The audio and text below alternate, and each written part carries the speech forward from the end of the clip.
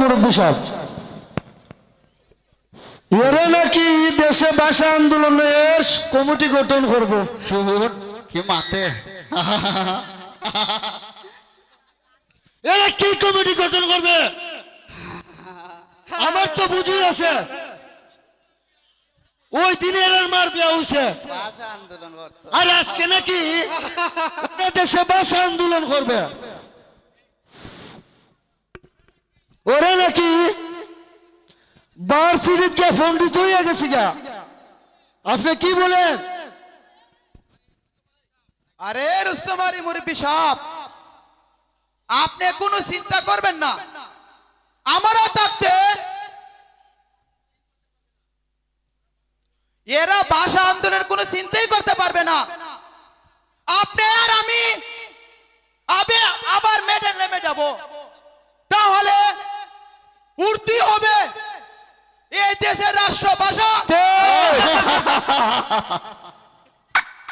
আমাদের দুইজনের কথায় এই দেশের মানুষ উঠবে আর বসবে। কি বলেন রুস্তম আলী মুরব্বী সাহেব? ঠিক আছে, আমাদের কৌশল অবলম্বন করা যাবে না। এবার আসি, শালা এটা আমার হুজুর। আমজদ মুরব্বী নাকি ভাষা আন্দোলনের বিরোধিতা করতেছে। এরা পাকিস্তান বাহিনীর সাথে হাত মিলিয়েছে। আমাদের মায়ের ভাষা, মুখের ভাষা, বাংলা ভাষাকে ধ্বংস করার জন্য বিভিন্ন ষড়যন্ত্রে লিপ্ত হয়েছে। তাহলে তো আমাকে এভাবে চুপ করে ঘরে বসে থাকলে হবে না, আমাকে বাংলা ভাষার জন্য কথা বলতেই হবে। আর এদেশের মানুষকে পত্র পত্রিকার মাধ্যমে দিতে হবে এই খবরটা। যাক, আমি আবার পত্রিকা অফিসে যাই, গিয়ে আমার কাজ শেষ করে ওই আকবর আলী মুরব্বী সাহেবের সাথে দেখা করব। প্রয়োজনে ফারুক এবং জাহাঙ্গীরের সাথে এই বিষয়টা নিয়ে কথা বলতে হবে এবং আমাদেরকে অতি শীঘ্র এই দুই মুরব্বীকে প্রতিরোধ করতে হবে। এই দুই মুরব্বীকে প্রতিরোধ করার জন্য বাংলার দামাল ছেলেদের নিয়ে একটা ভাষা আন্দোলনের জন্য প্রতিরক্ষা বাহিনী গঠন করতে হবে। যাক, আমি আবার আসি।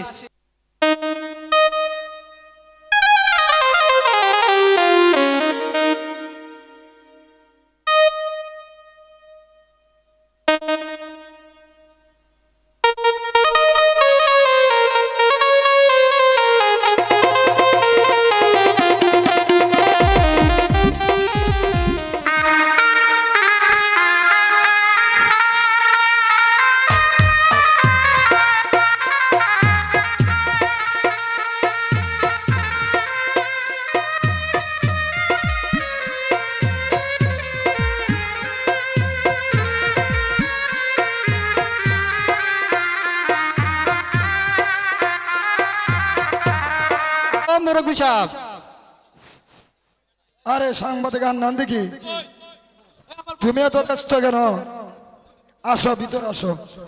না মুরব্বী সাহেব, আমি ভিতরে আসবো না। আমার পত্রিকা অফিসে অনেক কাজ পড়ে রয়েছে। আমি এসেছি আপনাকে একটা কথা জানানোর জন্য। বলেন বলেন, কি বলেন? আমি শুনতে পেলাম ওই রুস্তম আলী মুরব্বী আর ওই আমজদ আলী মুরব্বী নাকি ভাষা আন্দোলনের বিরোধিতা করবে। এটা কি বলেছো? এরা পাকিস্তানি বাহিনীর সাথে হাত মিলিয়েছে। উর্দুকে এদেশের সাধারণ মানুষের মুখের ভাষা বানাতে চায়, রাষ্ট্র ভাষা বানাতে চায়। তাই নাকি? তাহলে তো আমাদের এর একটা বিহিত করতে হবে। প্রয়োজনে আমি এ কথাটি জাহাঙ্গীর এবং ফারুককে এ কথাটি জানাবো। রুস্তম মুরব্বী আর আকবর মুরব্বী এরা ভাষা আন্দোলনের বিরোধিতা করতেছে। এরা তো রেয়াই দেওয়া যাবে না। এরা দেশে উর্দু ভাষা কায়েম করতে চায়। শুধু তাই নয়, এরা এই দেশকে দুজন করতে চায়। এরা ভাষা আন্দোলনের চিন্তা না করে নাচ গানের আয়োজন করে। এরা আমাদের দেশের ছেলেমেয়েরা ভাষা আন্দোলনের জন্য জীবন দিতে চায়, শহীদ হইতে চায়। ওই দুই মুরব্বী এদের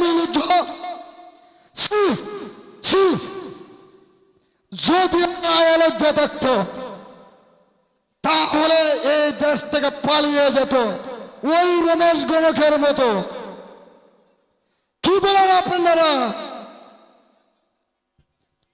কেউ এই ধরনের মুরব্বিয়তা করিও না। সমাজের মানুষ তোমাদের জানে দীক্ষা দেয় না, দিনের চোখে যাতে না দেখে। এখনো সময় আছে, ভালো হয়ে যান, ভালো কাজ করেন। হে আল্লাহ, তুমি আমাদের দেশের ছেলে মেয়েরা ভাষা আন্দোলনের যুদ্ধে নামতেছে, আপনি এদেরকে সাহায্য করুন যাতে ভাষা আন্দোলনে জয়ী হয়ে বাংলা মায়ের কুলে গিয়ে আসতে পারে। আমাদের রাষ্ট্রভাষা যেন বাংলা ভাষা হয়। আমার পত্রিকা অফিসে কাজের চাপের জন্য আমি তোমাদের সাথে দেখা করতে পারি নাই। আমার কাছে খবর আছে ওই রুস্তম আলী মুরব্বী আর আকবর আলী মুরব্বী নাকি ভাষা আন্দোলনের বিরোধিতা করতেছে।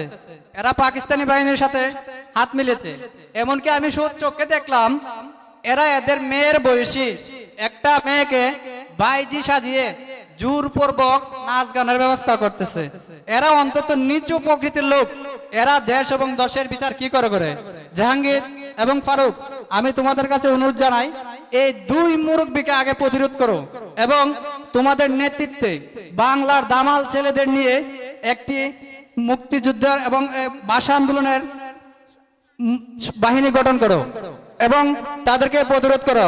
পাকিস্তানি বাহিনীর হাত থেকে আমাদের বাংলা ভাষাকে প্রতিষ্ঠিত করো। আমাদের বাংলা ভাষাকে মাতৃভাষা হিসেবে দেখতে চাই, এটা আমার অনুরোধ। এটা কি বললেন সাংবাদিক ভাই? এটা তো আমি ভেবে উঠতে পারতেছি না। ভাইয়া, আজকের মতো আলাপ আলোচনা এখানেই শেষ দেন ভাই। ওই দুই মুরব্বীকে উচিত শিক্ষা দিতে হবে, না হলে এদেশে বাংলা ভাষার বিরাট ক্ষতি হয়ে যাবে। আমাদের সংগঠনকে ওই দুই মুরব্বী ধ্বংস করে দিবে। কি বলেছো ফারুক? ওরা উচিত শিক্ষা না পাওয়া পর্যন্ত সংশোধন হবে না, আর আমরা বিবেকের কাছে অপরাধী হয়ে থাকবো। তাহলে আমরা এবার আসি, আমাদের জন্য দোয়া করবেন। যাও জাহাঙ্গীর, ফারুক, আমার দোয়া সব সময় তোমাদের সাথে রইল। আল্লাহ যাতে তোমাদের সহায় হন। আচ্ছা ঠিক আছে ভাই, আপনি এবার কাজ করেন, আপনি লেখালেখি শুরু করেন এবং চালিয়ে যান। আমরা আসি, অবশ্যই আমরা বিজয় অর্জন করব ইনশাআল্লাহ। অসতের ছাই যেন রাখা